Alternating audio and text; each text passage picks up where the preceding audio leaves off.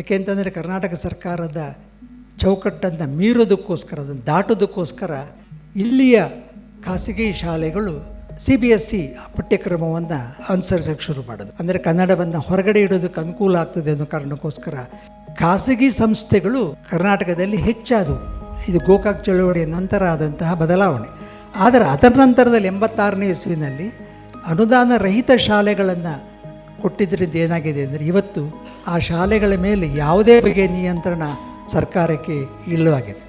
ಕನ್ನಡ ಅನುಸರಿಸಿದ ವಿಧಾನ ಏನು ಅಂತಂದರೆ, ಕನ್ನಡ ಸ್ಟ್ಯಾಂಡರ್ಡೈಜೇಷನ್ಗೆ ಸಂಸ್ಕೃತವನ್ನು ಮಾದರಿಯನ್ನಾಗಿ ತಗೊಂಡು ಆಧುನೀಕರಣಕ್ಕೆ ಇಂಗ್ಲೀಷ್ನ ಮಾದರಿಯನ್ನಾಗಿ ತಗೊಂಡು ಈ ಎರಡು ದ್ವಿಧಾಭಾವಕ್ಕೆ, ಈ ಡ್ಯುಯಾಲಿಟಿಗೆ ಒಳಗಾಗಿರ್ತಕ್ಕಂಥದ್ದು ಒಂದು ದೊಡ್ಡ ಅಪಾಯ ಆಗಿದೆ ನಮಗೆ. ಏಕೆಂದರೆ ಕನ್ನಡ ಅದರ ರಚನೆಯಲ್ಲೇ ಕ್ರಿಯಾಪದಗಳ ಮೂಲಕ ವಿಚಾರಗಳನ್ನು ಹೇಳುವ ಭಾಷೆ. ನಾನು ಆಗಲೇ ಹೇಳಿದೆ, ನಮ್ಮ ಭಾಷಾ ಯೋಜನೆ, ಭಾಷಾ ನೀತಿಯಲ್ಲಿ ಮಾಡಿರ್ತಕ್ಕಂತಹ ತಪ್ಪುಗಳು ಯಾವುದು ಅಂತ ಅನ್ನೋದನ್ನು ತಿಳ್ಕೊಳ್ಬೇಕು ಅಂತ. 1986ನೇ ಇಸ್ವಿಯಲ್ಲಿ ಕರ್ನಾಟಕ ಸರ್ಕಾರ ಒಂದು ದೊಡ್ಡ ತಪ್ಪು ಹೆಜ್ಜೆಯನ್ನು ಇಡ್ತು ಶೈಕ್ಷಣಿಕ ಕ್ಷೇತ್ರದಲ್ಲಿ. ಆ ಏನು ಅಂತಂದರೆ, ಕರ್ನಾಟಕ ಸರ್ಕಾರ ಮೊದಲ ಬಾರಿಗೆ ಅನುದಾನ ರಹಿತ ಶಾಲೆಗಳನ್ನು ತೆರೆಯಬಹುದು ಅನ್ನೋ ಒಂದು ನಿಯಮವನ್ನು ಮಾಡಿದೆ. ಈ ನಿಯಮ ಸರ್ಕಾರಕ್ಕೆ ಈ ರೀತಿಯ ಸಲಹೆಯನ್ನು ಕೊಟ್ಟವರು ಯಾರು? ಯಾಕೆಂದರೆ ಇಡೀ ಭಾರತದಲ್ಲಿ ಯಾವ ರಾಜ್ಯವೂ ಕೂಡ ಅನುದಾನ ರಹಿತ ಶಾಲೆಗಳನ್ನು ತೆರೆಯಬಹುದು ಅನ್ನೋ ಅವಕಾಶವನ್ನೇ ಹೊಂದಿಲ್ಲದೇ ಇದ್ದ ಕಾಲದಲ್ಲಿ ಕರ್ನಾಟಕ ಸರ್ಕಾರದಲ್ಲಿ, ಆಗ ಅದು ನಿಮಗೆ ಗೊತ್ತು, ಗೋಕಾಕ್ ಚಳುವಳಿ ಪರಿಣಾಮವಾಗಿ ಕರ್ನಾಟಕದಲ್ಲಿ ಆದಂಥ ಬಹಳ ಮುಖ್ಯವಾದ ಬದಲಾವಣೆ, ಕೇಂದ್ರೀಯ ಪಠ್ಯಕ್ರಮವನ್ನು ಹೊಂದಿರತಕ್ಕಂಥ ಶಾಲೆಗಳು ಹೆಚ್ಚಾದವು. ಏಕೆಂತಂದರೆ ಕರ್ನಾಟಕ ಸರ್ಕಾರದ ಚೌಕಟ್ಟನ್ನು ಮೀರೋದಕ್ಕೋಸ್ಕರ, ಅದನ್ನು ದಾಟೋದಕ್ಕೋಸ್ಕರ ಇಲ್ಲಿಯ ಖಾಸಗಿ ಶಾಲೆಗಳು CBSE ಪಠ್ಯಕ್ರಮವನ್ನು ಅನುಸರಿಸೋಕ್ಕೆ ಶುರು ಮಾಡೋದು. ಅಂದರೆ ಕನ್ನಡವನ್ನು ಹೊರಗಡೆ ಇಡೋದಕ್ಕೆ ಅನುಕೂಲ ಆಗ್ತದೆ ಅನ್ನೋ ಕಾರಣಕ್ಕೋಸ್ಕರ ಅದಕ್ಕೆ ಮೊದಲು 1983ರ ಶೈಕ್ಷಣಿಕ ಕಾಯ್ದೆಯನ್ನು ನೀವು ನೋಡಿದರೆ ಅದರಲ್ಲಿ ಭಾಳ ಸ್ಪಷ್ಟವಾಗಿ CBSE ಶಾಲೆಗಳು ಕೇಂದ್ರೀಯ ವಿದ್ಯಾಶಾಲೆಗಳು ಮಾತ್ರ ಆಗಿದ್ದು. ಕೇಂದ್ರೀಯ ವಿದ್ಯಾಶಾಲೆಗಳು ಸೈನಿಕರಿರೋ ಜಾಗದಲ್ಲಿ ಮತ್ತು ಕೇಂದ್ರೀಯ ಸೇವೆಯಲ್ಲಿರ್ತಕ್ಕಂಥವರು ಇರ್ತಕ್ಕಂಥ ಜಾಗದಲ್ಲಿ, ಬ್ಯಾಂಕ್ ಮುಂತಾದಂತಹ ಹುದ್ದೆಗಳಲ್ಲಿರ್ತಕ್ಕಂಥವ್ರಿಗೆ, ಅಂಥ ಮಕ್ಕಳಿಗಾಗಿರ್ತಕ್ಕಂಥ ಶಾಲೆಗಳನ್ನು CBSE ಪಠ್ಯಕ್ರಮವನ್ನು ಅನುಸರಿಸುವ ಖಾಸಗಿ ಸಂಸ್ಥೆಗಳು ಕರ್ನಾಟಕದಲ್ಲಿ ಹೆಚ್ಚಾದವು. ಇದು ಗೋಕಾಕ್ ಚಳುವಳಿಯ ನಂತರ ಆದಂತಹ ಬದಲಾವಣೆ. ಆದರೆ ಅದರ ನಂತರದಲ್ಲಿ 86ನೇ ಇಸ್ವಿನಲ್ಲಿ ಅನುದಾನ ರಹಿತ ಶಾಲೆಗಳನ್ನು ಕೊಟ್ಟಿದ್ದರಿಂದ ಏನಾಗಿದೆ ಅಂದರೆ ಇವತ್ತು ಆ ಶಾಲೆಗಳ ಮೇಲೆ ಯಾವುದೇ ಬಗೆಯ ನಿಯಂತ್ರಣ ಸರ್ಕಾರಕ್ಕೆ ಇಲ್ಲವಾಗಿದೆ.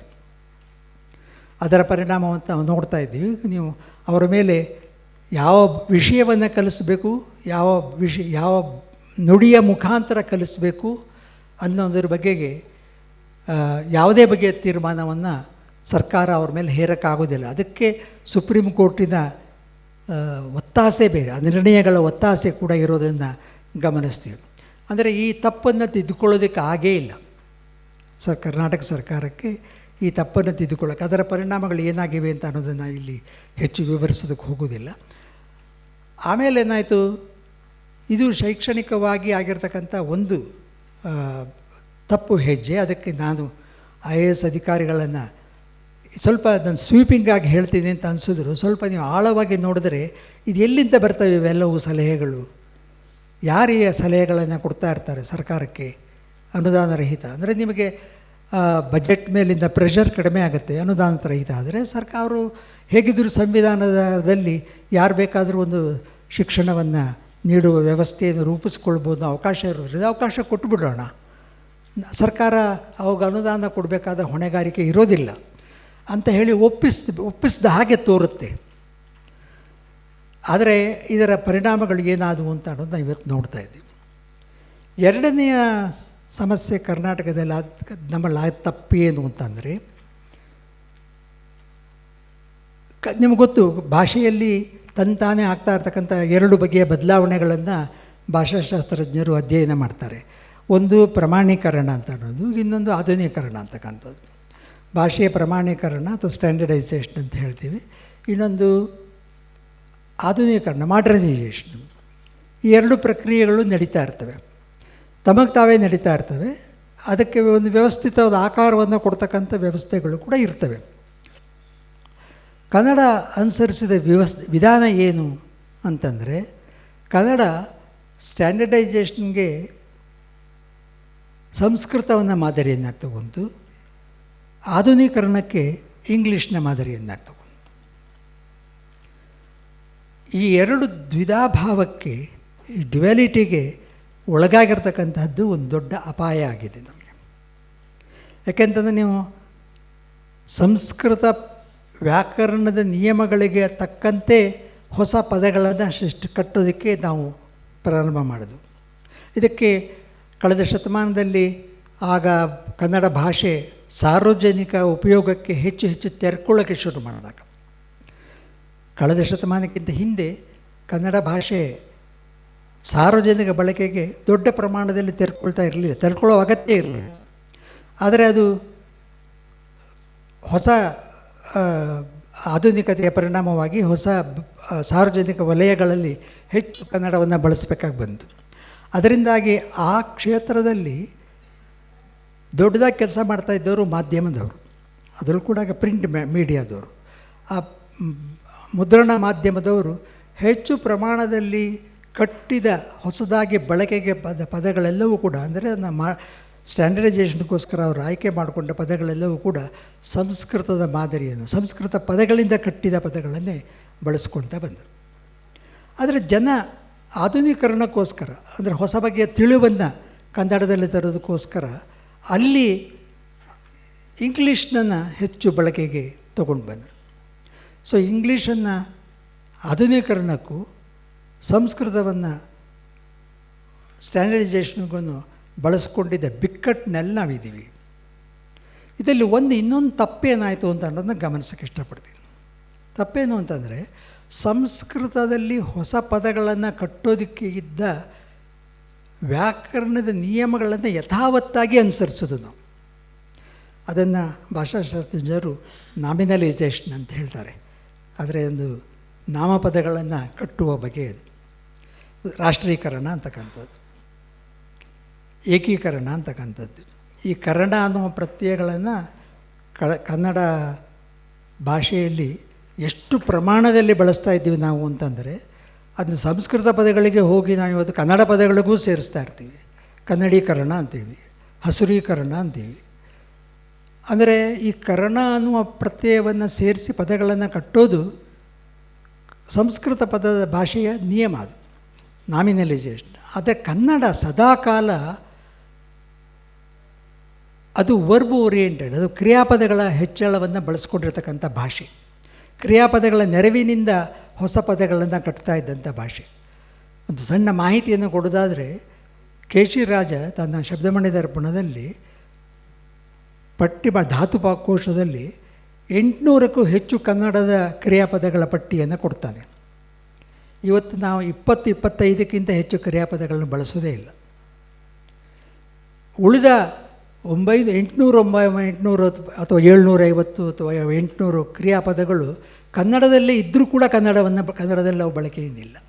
ಇದರಲ್ಲೇನು ದೊಡ್ಡ ವಿಚಾರ, ಬೇಕಾದಷ್ಟು ಪದಗಳು ಹೋಗ್ತವೆ, ಬೇಕಾದಷ್ಟು ಪದ ಬರ್ತಾ ಇರ್ತವೆ ಅಂತ ಅನ್ಬೋದು. ಅಲ್ಲ, ಏಕೆಂದರೆ ಕನ್ನಡ ಅದರ ರಚನೆಯಲ್ಲೇ ಕ್ರಿಯಾಪದಗಳ ಮೂಲಕ ವಿಚಾರಗಳನ್ನು ಹೇಳುವ ಭಾಷೆ. ಈಗ ನೀವು ಸ್ವೀಕರಿಸು ಅಂತ ಹೇಳೋದಕ್ಕಿಂತ ಸ್ವೀಕರಣ ಅನ್ನೋ ಪದ ತಗೊಂಡು ಅದನ್ನು ಸ್ವೀಕರಿಸು, ಇಸು ಪ್ರತ್ಯಯವನ್ನು ಹೇಳೋದು ಒಂದು ಸಂಸ್ಕೃತದ ನಿಯಮ. ಪಡೆದುಕೋ, ತೆಗೆದುಕೋ ಅನ್ನೋದು ಕನ್ನಡದ ನಿಯಮ. ಕನ್ನಡ ಕ್ರಿಯಾಪದಗಳಿಂದ ಹೇಳ್ತಕ್ಕಂಥದ್ದು. ಅವರನ್ನು ಸ್ವಾಗತಿಸಿದರು, ಯಾಕೆಂದು ಸಂಸ್ಕೃತದ ನಿಯಮ. ಅವರನ್ನು ಬರಮಾಡಿಕೊಂಡರು, ಅದು ಕನ್ನಡದ ಕ್ರಿಯಾಪದಗಳಿಂದ ಕಟ್ಕೊಂಡಿರ್ತಕ್ಕಂಥದ್ದೇ. ಸೊ ಅದರಿಂದ ಕನ್ನಡದ ಸಹಜವಾದ ಪದ ನಿರ್ಮಿತಿಯನ್ನು ಕೈಬಿಟ್ಟಿದ್ದು ನಾವು ಮಾಡಿರ್ತಕ್ಕಂಥ ಬಹಳ ದೊಡ್ಡ ತಪ್ಪು.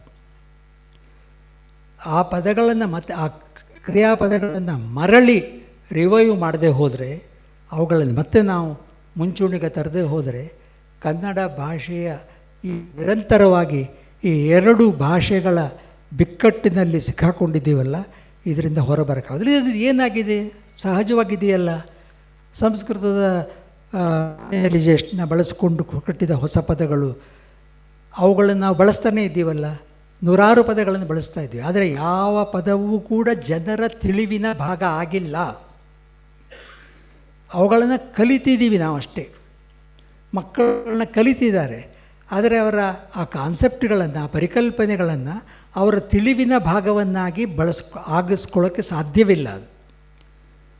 ಅದು ಕನ್ನಡಕ್ಕೆ ವ್ಯತಿರಿಕ್ತವಾದಂಥದ್ದು, ಕನ್ನಡಕ್ಕೆ ಎದುರಾಗಿರ್ತಕ್ಕಂಥ ವಿಧಾನ. ಸೊ ಅದರಿಂದಾಗಿ ಅಂದರೆ ನಾನು ಇದನ್ನ ಆ ಎರಡೂ ಭಾಷೆಗಳ ಬಗೆಗೆ ಕನ್ನಡ ಒಂದು ದ್ವೇಷವನ್ನು ಬೆಳೆಸ್ಕೊಳ್ಬೇಕು ಅಂತ ಹೇಳ್ತಾ ಇಲ್ಲ. ಆದರೆ ಕನ್ನಡ ತನ್ನ ಸ್ವಾಯತ್ತತೆಯನ್ನು, ಸ್ವಂತಿಕೆಯನ್ನು ಕಾಯ್ಕೊಳ್ಬೇಕಾದ್ರೆ ಅವೆರಡರ ಜೊತೆಯಲ್ಲಿ ಯಾವ ಬಗೆಯ ಸಂಬಂಧವನ್ನು ರೂಪಿಸ್ಕೋಬೇಕಾಗಿ ಬರ್ತದೆ. ತನ್ನವನ್ನು ಉಳಿಸ್ಕೊಳ್ಳೋದಕ್ಕೆ ಯಾವ ಬಗೆಯ ಸಂಬಂಧವನ್ನು ಕಟ್ಕೊಳ್ಬೇಕಾಗಿ ಬರ್ತದೆ ಅನ್ನೋದ್ರ ಬಗೆಗೆ ಈ ಸಂಗತಿಯನ್ನು ನಿಮ್ಮೆದುರು ಹೇಳೋಕ್ಕೆ ಇಷ್ಟಪಡ್ತಾ ಇದ್ದೀನಿ.